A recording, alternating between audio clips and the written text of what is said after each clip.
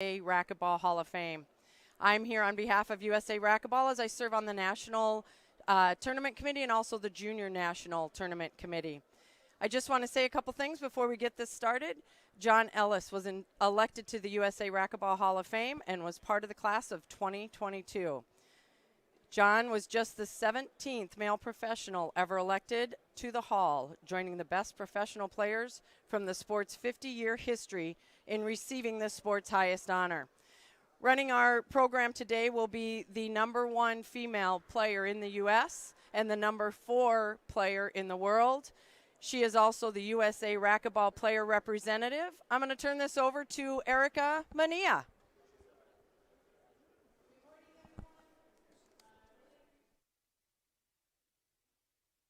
To our Hall of Fame celebration of the John Ellis, our tournament director this weekend, and class of 2022 getting inducted in the Hall of Fame. So please go ahead and look over to this wall to see his video.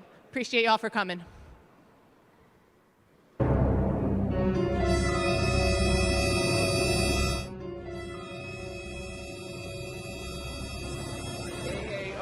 U.S. National Singles Racquetball Championships, brought to you by Penn. It's an opportunity for us to see one of the young phenoms in America, and of course I'm talking about Johnny Ellis. And this kid on the U.S. National Juniors team going to Southwest Missouri State. You had a chance to talk with him. Let's hear his thoughts on today's championship game. John Ellis, what a tremendous year you've had. You've won the Junior Nationals, you've won the Collegiates, you've gone to Honduras, your team won the Tournament of the Americas. You're winning everything in sight. You're in the finals here. What's contributed to your victories this year? Well, Jim, I'm extremely confident in tournament play right now. I'm getting a lot older and I'm getting stronger, and it's basically just coming together for me right now in tournaments. Well, here you are here with Chris Cole. You just played Chris about a month ago, Tournament of the Americas. It was a close match. It could have went either way. Are you going to change your game plan, or what kind of game plan are you going to have? No, I'm not going to change my game plan. My game plan's the same every time, just to go with my power and just try to control from the start.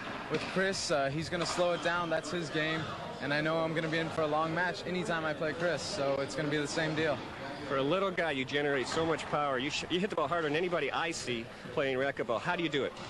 I throw my whole body into it, basically. I throw my arm into it, I throw my legs into it, my midsection, and I just let myself go, basically, when I'm playing. That's it. I guess at your old age of 19, you can do that. Yeah. Good luck today, John.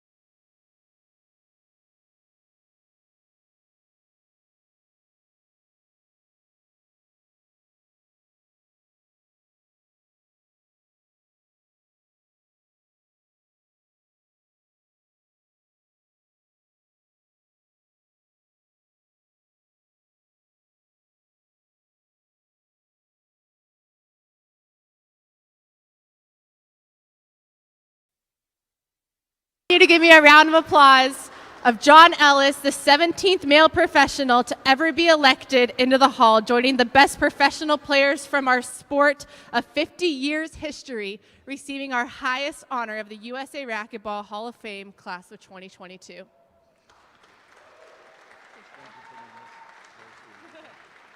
before you talk though.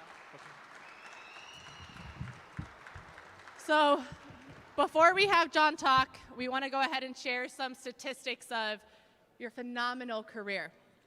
So, additional to his pro career, he spent a lifetime working in and around the sport, building up some of the best, actually, yeah.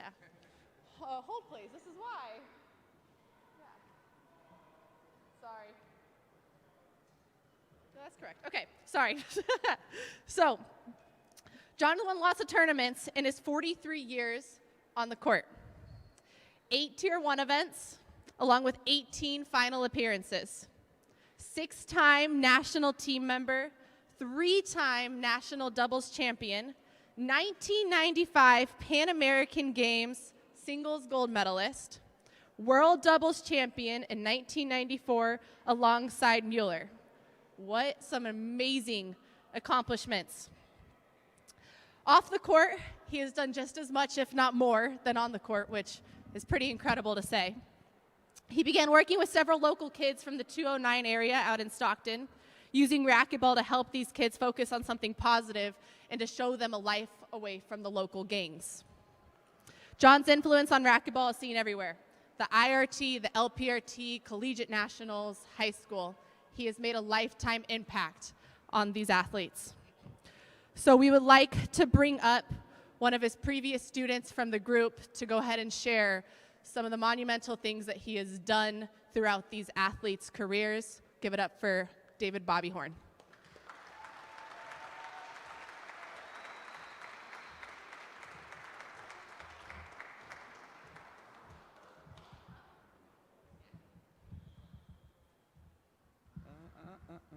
Hey everybody. Probably can't hear me. Can everybody hear me? Nice. Welcome.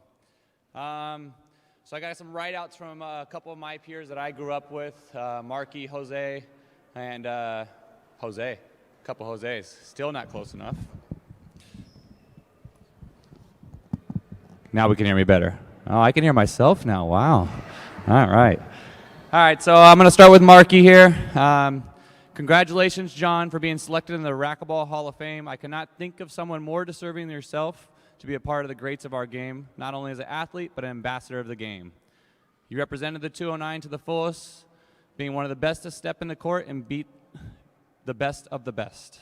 I remember seeing you change your game from the Mach 9 forehands and backhands to one of the nastiest finesse players and change the game completely. I appreciate you for being a great coach, a great mentor, and a great friend. There will be no Rojas brothers, Diaz, Bobby Horns, Serranos, and Diaz's without you. We congratulate you, we appreciate you, and we celebrate this momentous occasion not only for you, but for Stockton. Marky Rojas.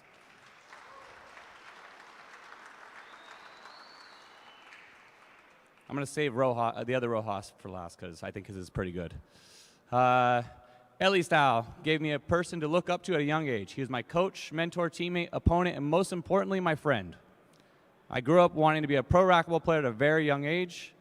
I remember attending pro stops, and most memorable, the party with the pro at the banquets. At 13 years old, John and I packed up into my parents' minivan and went to our very first event with him as my chaperone. What were my parents thinking? We played open doubles together and ended up making the finals, which I carried John to the tiebreaker as a 13-year-old. If you know Diaz, this is Diaz, typical Diaz. A picture is out there where I am. We took many trips and countless memories were made on and off the court throughout my teen years. As I traveled and competed on the pro circuit, I would receive compliments of how my game resembled the old pro named John Ellis. I would first chuckle because his father was my coach, and I would actively work with John. Fast forward to an early end of my professional career, and oh boy, how the tides have turned. I was asked by Ellie to chaperone his son to my last pro tournament. Let's just say he would have been proud and shaking his head at my chaperone duties. John comes from a great family, and I credit them with a lot with the man I am today. He is much deserving of being elected into the U.S. Hall of Fame as an amateur and as a professional. It's about damn time. It's also nice they finally uploaded a match where he actually won. Jose Diaz.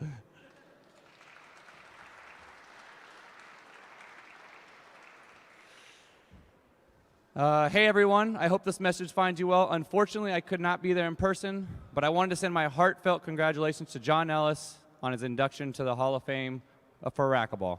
It's a monumental achievement, and I'm thrilled to be able to share a few words about this incredible milestone. I am grateful for John because back when some of us, including myself, were just starting out in pro racquetball, John Ellis was the cool coach we all needed. He shared his tricks and tips on the court, helping us become better players, alongside with his father, Dave Ellis. There was one time where when John pushed me to teach my first lesson. I was a bit scared, but John was like, "Don't be a bee." I'll leave that one out. Turns out that lesson changed everything for me. It showed me that I can not only be good at racquetball, but also help others and maybe even make a living doing what I love. I am very, very grateful for that. And speaking of making a difference, John, along with his dad, Dave Ellis, and Jody Nance, has done an incredible job with junior racquetball in Stockton. They are a model of how to grow grassroots racquetball. Their dedication goes beyond winning games, but it's about inspiring others, especially newbies, and creating a big racquetball family. Happy racquetball family. Let's give a big shout out to John Ellis for being an awesome mentor and friend. Congrats on making the Hall of Fame, John. It was a long time coming. You totally deserve it. Jose Rojas. My turn. My brothers made this a little longer than I wanted to stand up here and talk, but I'll make it quick. I didn't know John as a pro. I just know him as a coach and another father figure, basically. So congrats. You deserve it. And love you.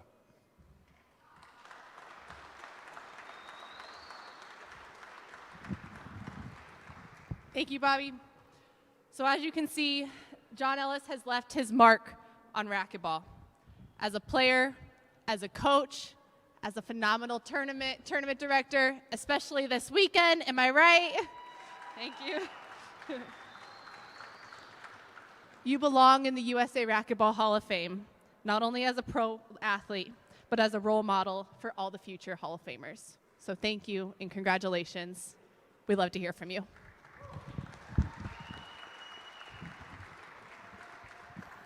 Well, lowering the mic down right off the bat, for starters.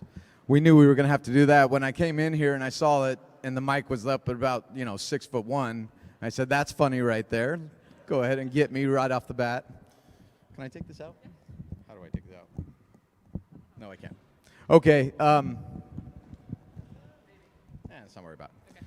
So I'll try to be pretty brief here because I know we have a great final coming up here with Conrado and Daniel, and I'm looking forward to not being up there for an hour and a half and sitting over here with my family and watching this match. But let me start off by just saying thanks to USA Racquetball, the Hall of Fame committee, for having this moment, inducting me.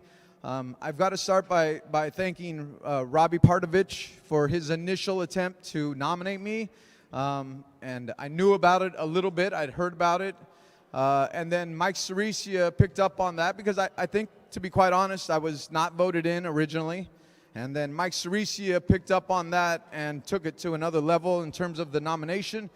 And then it happened. And quite frankly, getting into the Hall of Fame as a professional takes winning matches, winning tournaments, stuff like that. So if it's not listed out, it's not going to happen. And I didn't know about any of this. And one of the things is because I never once thought about the Hall of Fame as a player. And my voice will crack, by the way, a couple times today for sure. But you don't play thinking about the Hall of Fame. At least I didn't. And quite frankly, when you get to I'm 51 now, when you get past your pro career so much, you don't even really think about the wins. For me, I tend to think about the losses more, not in a bad way. They don't hurt. It doesn't hurt. But, you know, there's just things that you didn't get done that you wish you would have. And so if you're a champion in a sport or anything in life, you probably think about those moments where it didn't work out. But thanks for all the memories for the things that did work out here today. You know, winning matches really wasn't the thing that mattered the most in the end. Even though that's what gets you in the Hall of Fame, it's the relationships that you have with other racquetball players and with sponsors and people who love the sport of racquetball. I'm an only child to Dave and Pat Ellis over there. And even at 51, I'm still their only child. You know, that never changes. When you're an only child, you don't have brothers and sisters to roll around with and do stuff with where your parents can kind of sit you off to the side and you know, you're doing things with them and they know you're fine. So my dad and I rolled pretty deep when I was young. When I was 3 years old, he got introduced to racquetball. And from that point on, that led to, you know, eventually playing junior racquetball and traveling around to a lot of tournaments in California. I laid eyes on Scott Oliver when I was 7 years old at Quail Lakes Athletic Club. And he was 16. And I said, man, look at this guy play. He was unbelievable. And you could tell he was going somewhere with racquetball. And then later that year, I went to my first junior national. And I saw Jerry Price win the 14 and unders, I believe it was. Maybe it was the 16s. I was 7 years old, so I think it was the 14s. I think you beat John Amatuli in that final. I remember your little jump you did after you won the match. It was so cute. And then a couple years later, I'm now 8, 9, and all of a sudden Jerry Price is in the crowd watching at Sun Oaks in Reading, and he's looking down at me, and I'm hitting around on the court, and I knew there was a little talk going on about this little kid who was pretty good, and then all of a sudden Jerry Price is there watching, so I was looking up going, yeah, that's right, you're watching this right here because, you know, I want to play you someday. And I was really happy that he was there. Scott Oliver and Jerry Price are my favorite players of all time. No doubt about it. They're great friends. They're two guys I looked up to. And I knew at 12 years old I was going to play pro racquetball. That was the goal, but I knew it in my heart. And those guys showed me that it was possible. From like 14 to 17, when we'd play in Northern California, they would basically whoop my ass pretty good. And GP would be funnier than anybody else on the court's ever been. So Scott was the same exact way. So they taught me a lot about entertainment value as a professional as well. That it's not just playing for yourself, but showing the people who've taken time to come watch these matches, showing them that you love the sport, that you're a normal person with a sense of humor, that you want to entertain, not just win the match. And I appreciate you, GP. I appreciate Scott Oliver. I love you both. I thank you guys for what you did to help me grow into a pro player. I spent time, my junior nationals experience was awesome. I could list them out for you where I went, but I won't. I'll just say this. My doubles partners were Jeff Russell, Samir Hadid, Eric Mueller. I went to John Gillooly away from Eric Mueller for a second. And John Gillooly was one of my favorite people and still is in racquetball in the world. And we had great times, but then Mueller reminded me when we were 18 that you haven't won a junior national doubles since you played with me. So Mueller and I played again at 18. And that rolled over into our amateur career. And then Adam Karp was my professional partner. And so I appreciate those guys because you bond as a true doubles partner. Obviously, I played with other people, but those are my guys in amateur racquetball and junior racquetball. My time at Southwest Missouri State was brief, year and a half. That's on me. I couldn't find the classroom that often. I should have, but my parents let me move from California to Missouri, and I came out of my shy little shell there socially. Had way too much fun there in Springfield, Missouri, but learned a lot about practicing racquetball with a bunch of other professional level players, and I wouldn't change anything. I think my time there was really important.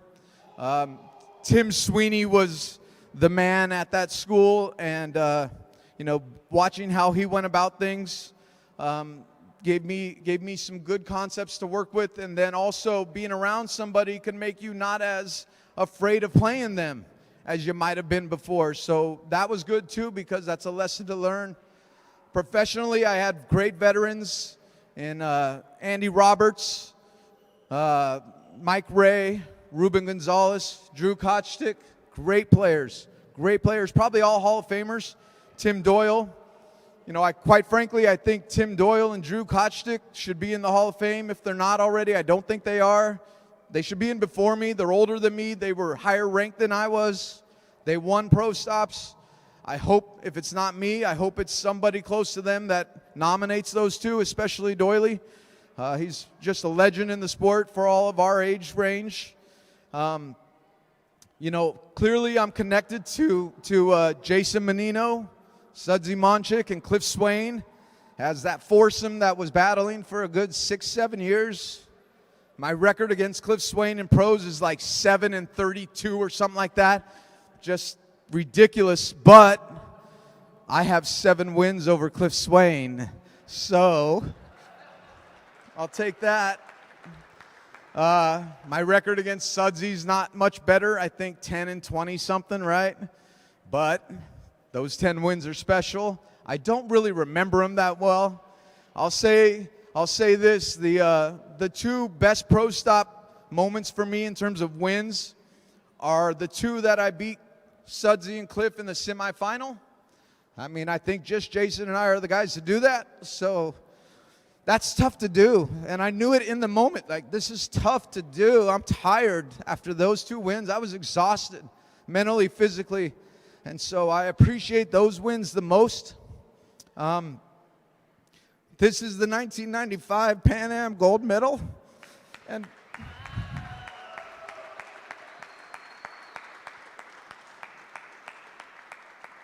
Buenos Aires, Argentina. It doesn't mean as much to me as you might think, because I feel so strongly about being a pro player. But there can only be one first, and that's Sudsy, Sweeney, and I. And when we got off the plane in Miami from this not just 10-day experience, but months of leading into it, I swear I was unavailable to Fran Davis and Jim Winterton for a while, because I'm positive they were worried about where my mentality was at that time, because I was a professional at that time, still going through this amateur moment, and they were calling me, and I wasn't answering that much. I knew I was going to have to get ready in my own way, and so accomplishing it meant a lot. Fran Davis and Jim Winterton were great coaches. They're still great coaches, and they really helped me and helped our team be the best we could be, the best version of United States racquetball in 1995, and I thank them for that forever. I'll put this away now. And, going forward, I thank IRT, I thank Hank Marcus and Dave Negretti for their time as commissioners, because without their involvement, there's no tournaments to play. There's no professional racquetball to be able to go out and make a living and fulfill a dream. Chicago is my favorite pro stop of all time. If you're from Chicago or you were there for those tournaments, you know what I'm talking about. My first pro stop win was 1995. The finals was against Sudsy Monchik. He had already won a number of stops and was ranked pretty high, higher than me. And I am not joking when I say he wanted me to win that match. I promise you, he did not play his best racquetball on purpose. And guess what? I was totally down for that. I was like, that's perfect. Thank you so much. I don't want it to be as hard as I knew it really could be. So I thank you for that, Sudsy, for lighting up for my first win. We had so many epic battles that, you know what I'm talking about too. You know, getting to a spot where you get injured and you're not able to perform like you once did. The timing of that, in a weird way, was perfect. You know, I had met my wife, Jennifer, through racquetball. Yeah, she's not a racquetball player, and she's been on the court one time to hit a ball, and anytime it would come off the back wall, she'd do this little pirouette. And I was like, what are you doing? You just stand there and get ready and swing. And I knew right then, well, she's probably not going to pick up the sport and go with it. So, you know, it was my thing in our family, but I'm happy that to say that racquetball brought us together, because she was going to Long Beach State, and I took a buddy of mine down from Stockton down to Southern California to play a tournament in Northern LA, but we were staying in Seal Beach near Long Beach State. That friend of mine, Greg Reed, ended up enjoying his weekend so much that he decided to go to Long Beach State. Fast forward about 3 or 4 years later, and they're getting ready to graduate. I walk into his apartment, which was right on the beach in Seal Beach. It was money. And I walking through the hallway, and I see this photo on the fridge, and I said, "Whoa, who's that?" And he said, "Oh, that's Jen, my roommate." And I asked him a really inappropriate question, and he said, No, she's not my type." And I went, "Oh, okay, because I'll marry that face right there," right? It was because I hadn't met her yet, so didn't know her personality. I said, "I'll marry that face. She's beautiful." And then 3 years later, we were acquaintances. We didn't even, you know, I was shy. I didn't throw any game at her at all. And 3 years later, we were in the right place at the right time, and it became forever. And Jennifer, love of my life, thank you very much for these past 25 years, 23 married. Thank you for Julius and Jordan. We're so happy with our children and who they are as people. And obviously you can tell who my favorite basketball players were: Julius, Irving, Michael Jordan. It didn't matter if Jordan was a boy or girl. She was going to be a Jordan either way. And I'm just so appreciative of everything that we have together. I'll wrap this up pretty quickly here. The tournament directing portion of it on the back end, Nick Irvine and I were the ones that started that together. We took over for what happened at West Lane, which is where I'm at now, in Shape West Lane. They had a long running pro stop and it was about to die, so we took it over for a little bit. Nick Irvine then moved on into other works, other businesses, and Steve Cook jumped into that spot. And Steve, thanks so much for our friendship and the years together. Jasmine Trevino, adding to that, making us a threesome, has been just great. That didn't sound right, but you know what I'm talking about. Jasmine was, you know, Jasmine and Steve can run this tournament without me. They don't need me here. I'm pretty good on the back end of making draws and times, but I appreciate their efforts. Jody Nance with our junior program in Stockton was a blessing to Bobby and to Jose Rojas, Marky Rojas, Jose Diaz, and others, Ishmael Aldana, Jose Serrano. So that's been a lot of fun over the years. And lastly, I just want to say, my parents, you guys are really, really great parents.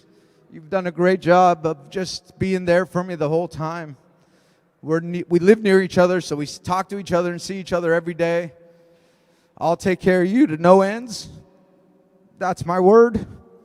And I just appreciate this moment. Thanks, everybody. Enjoy this great final. Thank you. Can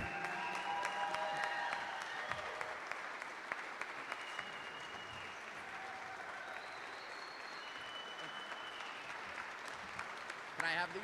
Yeah. Yep. We'll take it down. Actually, take a photo with it. the class of 2022 USA Racquetball Hall of Fame inductee, John Ellis. Thank you guys so much. Please stay around and enjoy the men's doubles finals. We have Conrado Moscoso versus Daniel De La Rosa. We'll be back. All right, guys, let's get ready, huh? Singles final.